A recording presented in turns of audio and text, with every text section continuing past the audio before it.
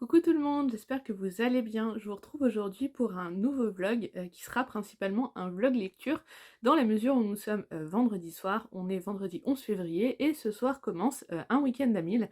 Ça fait très longtemps que je n'ai pas fait de week-end à 1000, le dernier ça remonte à bien avant que j'ai ma chaîne YouTube, mais quand j'ai vu l'annonce passer sur les réseaux là je crois hier ou avant-hier, je me suis dit que ça faisait longtemps, que j'avais bien envie de passer un bon week-end à lire, à essayer de lire le plus possible même si je n'ai jamais réussi pour l'instant à lire 1000 pages en un week-end sur tous les week-ends à mine que j'ai fait, mais je me suis dit que ça serait sympa de retenter le coup et surtout de partager ça avec vous. J'essaierai aussi de vous emmener, de vous montrer ce que je fais dans mon week-end.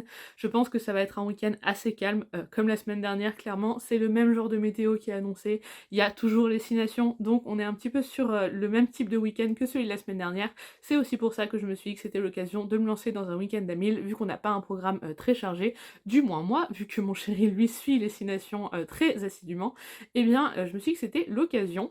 Je vais vous parler tout de suite de ma première lecture, c'est une lecture que j'ai commencée il y a quelques jours, je suis donc en train de la finir.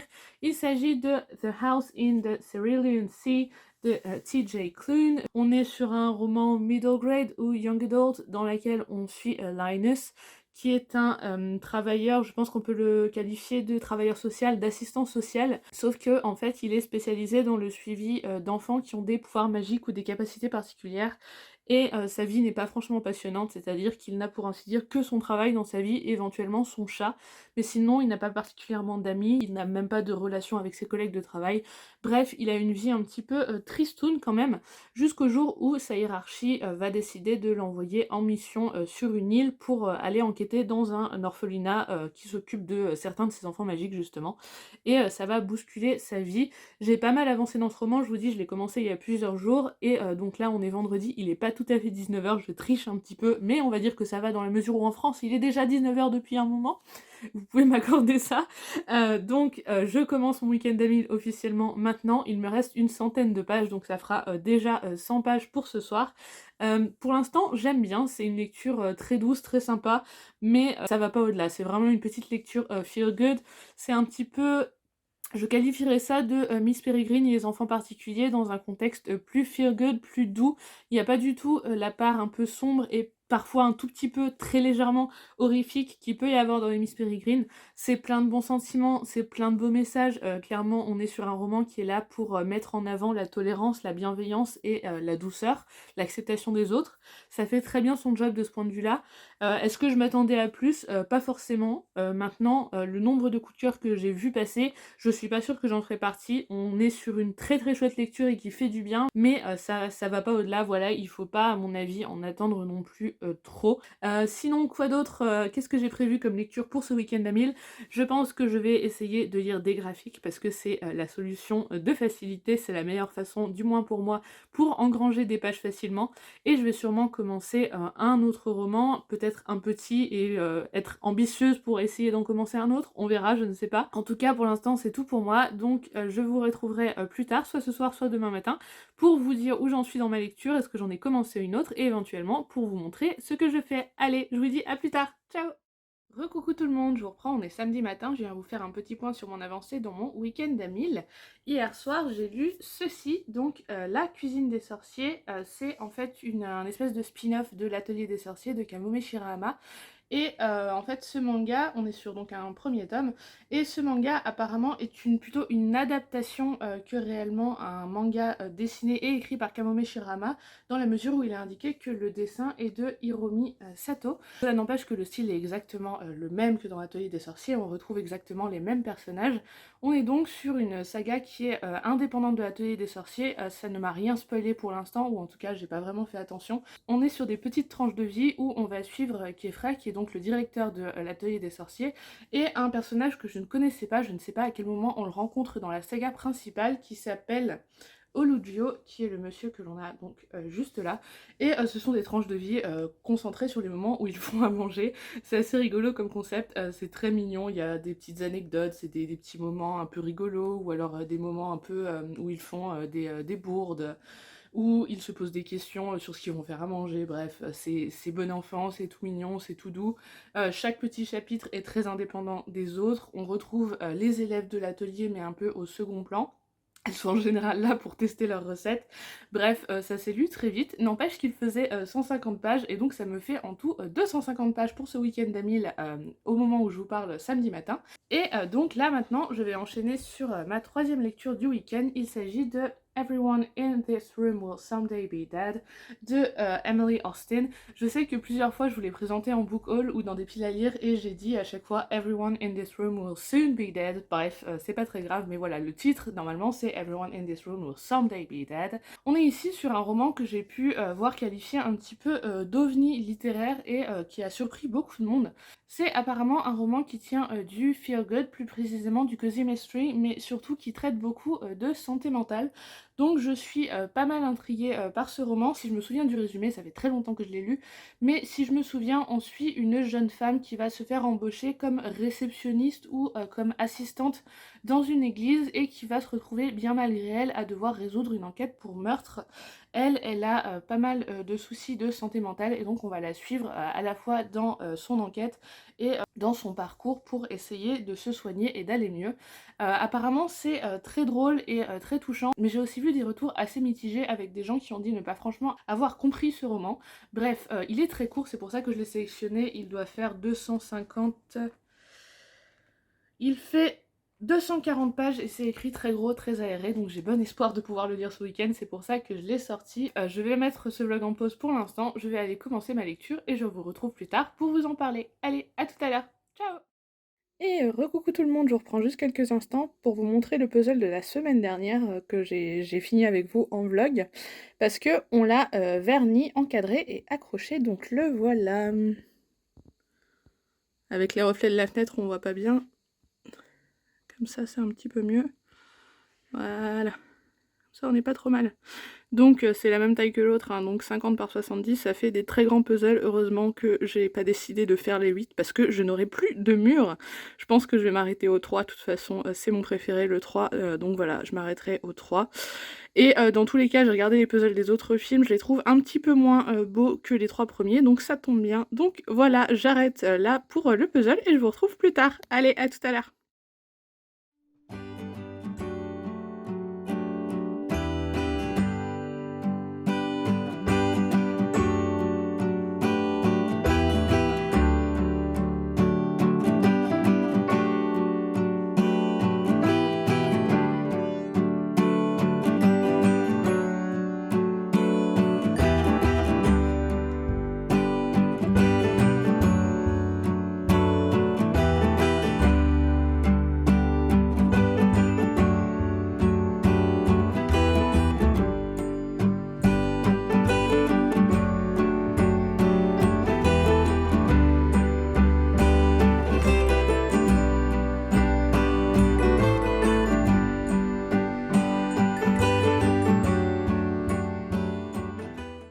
Coucou tout le monde, j'espère que vous allez bien. Je vous retrouve, on est dimanche matin, il est 11h passé. Je vous ai pas repris hier parce que en fait ce qui s'est passé c'est que vous avez vu un plan de la bibliothèque, j'y reviendrai plus tard. Et ensuite, on a décidé avec les amis avec qui mon ami était allé regarder le match de rugby, et bien de se faire une soirée pizza, donc on est rentré assez tard chez nous. J'ai lu un tout petit peu en rentrant, mais je suis tombée de sommeil et donc clairement j'ai pas avancé, ou presque pas dans mon week-end d'Amil, et surtout je vous ai pas repris, donc c'est pour ça que je vous prends maintenant.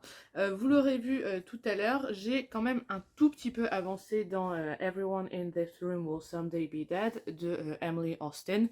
J'en ai lu en tout depuis hier 65 pages, donc c'est pas énorme, j'en suis à peu près 300 pages dans mon week-end d'Amil, je sais pas si je vais avoir beaucoup de temps de lire aujourd'hui parce que finalement on a quelque chose de prévu.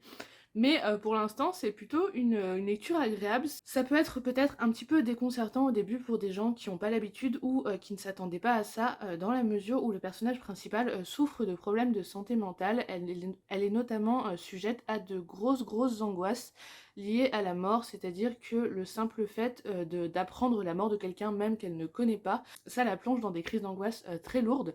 Le fait de penser à sa propre mort et à celle de ses proches, pareil, donc c'est assez difficile à gérer au quotidien. Clairement, ses problèmes de santé mentale sont très handicapants pour elle. Elle a perdu son emploi en partie à cause de ça. Elle n'a pas forcément une très bonne relation avec sa famille. Elle a une petite amie, mais avec qui c'est en train un petit peu de partir à volo, ça se passe vraiment pas très bien. Et en fait, elle va, suite à un gros quiproquo, se retrouver à devenir la réceptionniste et la secrétaire d'une église, alors qu'elle n'est pas du tout croyante, elle se revendique clairement athée. Mais elle n'arrive pas à dire non suite à ce quiproquo, et donc elle commence à travailler dans cette église, et pour l'instant j'en suis là. Il est fait mention dans le résumé d'un mystère, je n'en suis pas arrivée à ce mystère, mais j'imagine qu'il va pas tarder à subvenir dans la mesure où c'est un roman très court, et où j'ai dépassé le quart, donc ça devrait arriver bientôt, du moins je l'espère, sinon le résumé est un peu trompeur. C'est donc un petit peu déconcertant si on n'a pas l'habitude peut-être en termes de ton, parce qu'on suit ses pensées comme elles lui arrivent, ça part peut-être, si on n'a pas l'habitude, un peu dans tous les sens, mais je l'aime bien, je la trouve très touchante. Il y a pas mal d'humour, c'est un humour un peu particulier, assez noir, assez deadpan comme on dit en anglais, c'est-à-dire un peu abrupt en quelque sorte, mais pour l'instant j'aime assez, donc j'attends de voir le mystère arriver. J'avoue que j'ai un petit peu hâte, et je vous en reparle si possible plus tard dans la journée, et sinon eh bien je vous en reparlerai dans un prochain avis lecture, mais j'espère quand même le finir assez rapidement. Et sinon, tout à l'heure, je vous parlais de mon passage à la bibliothèque. Donc, je me suis inscrite à une bibliothèque qui est pas loin de chez moi. Et j'ai fait une sorte de deal avec moi-même, dans la mesure où j'ai déjà énormément de romans dans ma pile à lire. Je me suis dit que j'allais me concentrer surtout sur les graphiques et à la limite de temps en temps emprunter quelques romans jeunesse. Mais voilà, le but c'est quand même de faire descendre ma pile à lire de romans chez moi. Donc je ne vais pas non plus emprunter des tonnes de romans adultes. Donc je vous montre tout de suite ce que j'ai pris. Pour commencer, j'ai pris Lumberjanes, le volume 2. On est sur un graphique qui a plusieurs auteurs. C'est un graphique de Stevenson, Ellis, Waters, Allen et Lyhoe. J'avais lu le tome 1 l'année dernière. On suit un groupe de jeunes femmes, je crois qu'elles ont peut-être entre 18 et 20 ans, quelque chose comme ça, qui travaillent dans une colonie dans les bois ou au bord d'un lac, quelque chose comme ça, et il lui arrive des petites aventures surnaturelles. J'avais beaucoup aimé, c'est très inclusif, il y a pas mal de diversité de représentation, c'est très moderne, c'est très drôle, et j'aime aussi le style graphique. Ça peut ne pas plaire à tout le monde, mais moi j'avais bien accroché. C'est très coloré et très punchy, je trouve. Ça peut faire penser un petit peu à un Gravity Falls, mais pour adultes, ou en tout cas jeunes adultes. C'est vraiment très fun. Si vous avez l'occasion, n'hésitez pas. Je sais pas du tout s'ils ont été traduits, mais si vous avez l'occasion, n'hésitez pas, même en anglais, ça se lit assez facilement. Donc c'est des tout petits comics, donc je sais que ça sera lu très très vite. Ça ne me culpabilise absolument pas de rajouter ce genre de format à ma pile à lire. Pour rester dans les graphiques, j'ai pris une adaptation d'un Agatha Christie, j'ai pris Ordeal by Innocence. Ça fait partie d'une série de BD qui adapte des Christie, et je ne crois pas que ce soit un Poirot ou un Miss Marple, je crois que c'est un stand-alone. J'ai feuilleté très rapidement les pages pour voir si le style me plaisait. C'est pas forcément ce que je préfère, mais ça me dérange pas, je trouve que ça colle pas mal à l'esthétique des vieux films ou des vieilles séries qui adaptent les Christie. Je n'ai même pas regardé le résumé, je sais juste que je suis une fan absolue de Christie, et ça colle très bien avec mon programme du jour dont je vais vous reparler dans quelques minutes. On reste dans les livres à proprement parler, les livres à lire entre guillemets. Là pour le coup c'est un petit roman jeunesse. J'ai emprunté The Monsters of Rookhaven de Padraig Kenney. Ce roman, ça fait très très longtemps qu'il est dans ma wishlist. Je crois que ça fait depuis sa sortie, donc à peu près 2 ans je pense. Il me fait très envie, c'est un petit middle grade fantastique, peut-être surnaturel, avec une touche d'horrifique. C'est un auteur irlandais, c'est ça aussi qui m'avait attiré l'œil. Il a été traduit très récemment, je crois, chez Lumen, et donc on commence à en entendre pas mal parler. Alors, il était dans ma wishlist, mais je n'avais jamais craqué, ce n'était pas une de mes priorités. Comme je vous le dis, je n'ai pas franchement envie de rallonger et rallonger ma pile à lire de romans, donc quand je l'ai vu en bibliothèque, je me suis dit que j'allais l'emprunter. Comme ça, si ça me plaît, tant mieux, j'essaierai de découvrir les autres œuvres de l'auteur s'il y en a, et sinon, tant pis, ça sera pas une dépense en plus. C'est un roman très court, c'est pour ça que je l'ai emprunté.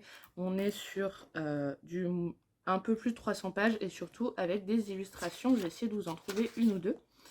C'est pas des grosses illustrations, c'est plutôt des petites touches, un petit peu de décoration, mais on en a quand même des un peu plus importantes, comme celle-là que je trouve très jolie. Donc voilà, je ne me souviens absolument pas du résumé, au-delà de vous dire que, comme je vous l'ai dit, c'était du middle grade fantastique, mais j'en ai eu de bons retours pour l'instant, donc pourquoi pas tenter. Et enfin, dernier emprunt à la bibliothèque qui change un petit peu du reste, il s'agit de Mountains and Moorlands in Watercolor de David Bellamy. Vous l'aurez compris, c'est donc un livre d'aquarelle, un livre de tuto d'aquarelle.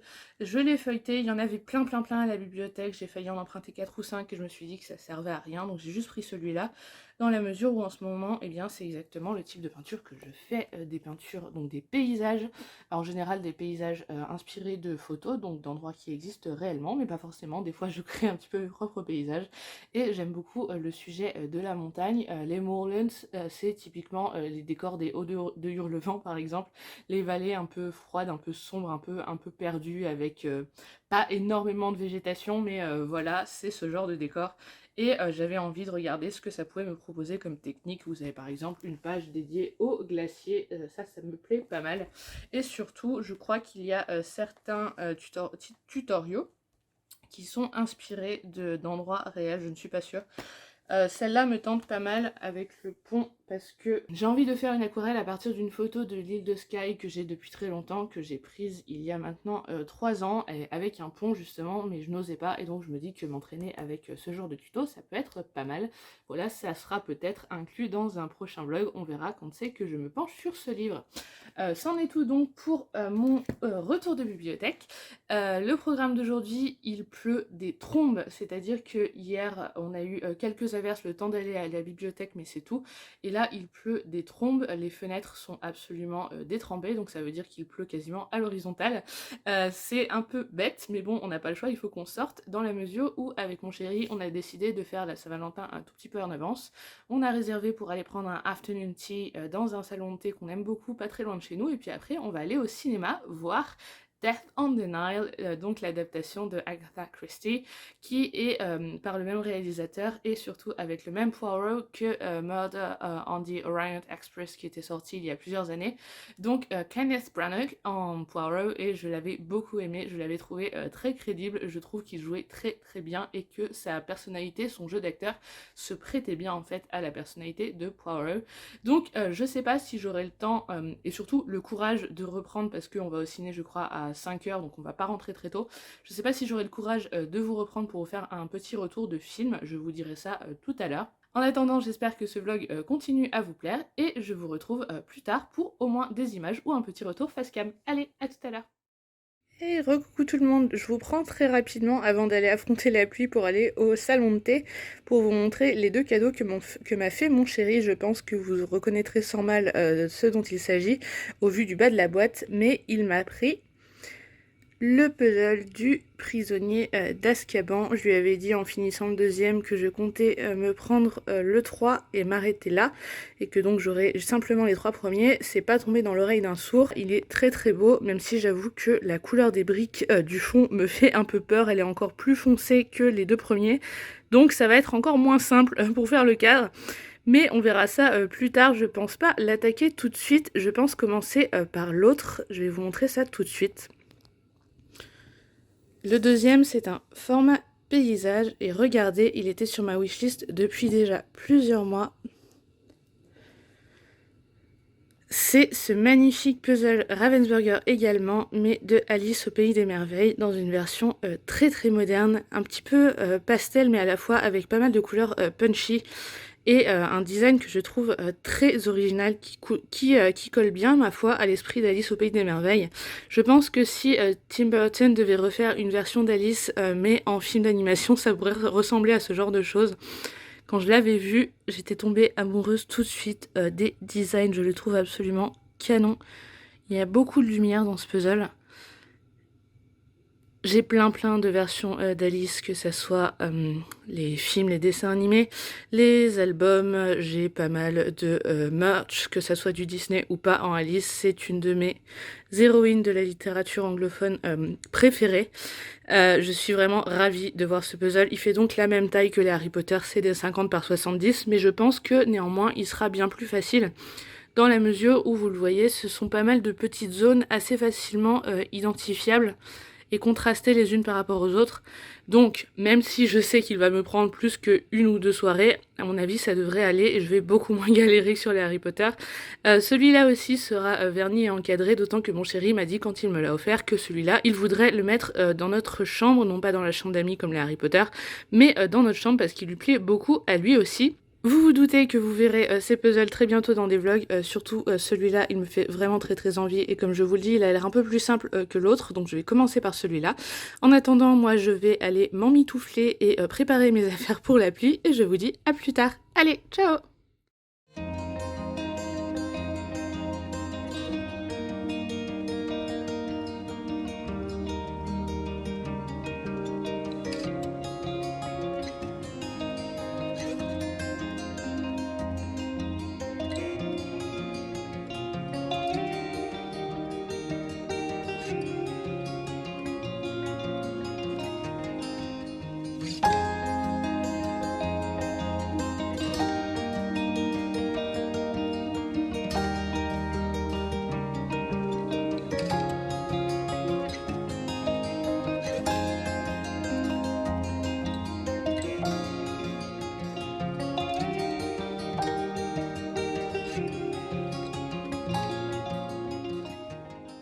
Et recoucou tout le monde, je vous retrouve, on est dimanche soir, il est bientôt 20h. Je vous reprends pour clôturer ce vlog. Vous l'avez vu tout à l'heure, on allait prendre le afternoon tea chez Mémé's. Donc un salon de thé qui est pas très loin de chez nous et qu'on aime beaucoup. C'était très bon mais on a trop mangé, on a eu du mal à finir et mon chéri a même laissé un des petits gâteaux. C'est vraiment très copieux les afternoon tea mais c'était très bon et c'est très chouette. Surtout un jour pluvieux comme aujourd'hui, ça fait beaucoup de bien. Et ensuite on est allé voir comme je vous l'avais dit plus tôt Death on the Nile, donc Mort sur le Nil de Kenneth Branagh et avec Kenneth Branagh dans le rôle de Hercule Poirot. J'ai beaucoup aimé, je m'étendrai pas sur l'histoire, à mon avis à peu près tout le monde la connaît. Je n'ai jamais lu Mort sur le Nil mais j'ai vu déjà pas mal d'adaptations et ça, je ne sais pas si ce sera ma préférée mais ça sera une de mes préférées, ne serait-ce que pour la performance de Kenneth Branagh qui est vraiment très bien en Hercule Poirot. La photographie aussi était très belle et le reste des acteurs était vraiment excellent également. Donc voilà, écoutez, je vais pas m'attarder plus parce que comme je vous le dis, il est 20h, il faut absolument que je m'occupe du montage pour pouvoir poster la vidéo et vous l'uploader pour demain matin. J'ai même pas encore fait à manger, c'est dire. Donc je m'arrête là, j'espère que ce vlog vous aura plu, n'hésitez pas à me dire ce que vous en avez pensé dans les commentaires et si vous avez participé à ce week-end à 1000. Pour moi, vous l'aurez compris, ça aura été un petit peu un échec. J'ai avancé un tout petit peu dans ma lecture aujourd'hui, mais en tout, je crois que j'ai lu sur le week-end 90 pages du Emily Austen, donc on doit être à 330-340 pages peut-être. Sur 1000 pages, c'est pas énorme, mais bon, écoutez, au moins c'est le signe que c'était un bon week-end par ailleurs. N'hésitez pas à me dire vous si vous avez réussi ou non. Et également, juste avant de terminer, je vous parle juste de mon dernier avis lecture. J'ai l'impression qu'il est un petit peu passé inaperçu sur YouTube, comparé aux autres avis, il a fait beaucoup moins de vues. Donc je vous remets le lien en haut de l'écran et également en barre d'infos. Si vous ne l'avez pas vu, n'hésitez pas à aller y faire un tour. En tout cas, je vous dis un grand merci d'avoir regardé ce vlog jusqu'au bout. N'hésitez pas à mettre un petit like s'il vous a plu, à vous abonner à la chaîne si c'est pas déjà fait, ou éventuellement à la recommander à quelqu'un à qui ça pourrait plaire. Moi je vous dis encore un grand merci et je vous dis à très bientôt. Ciao!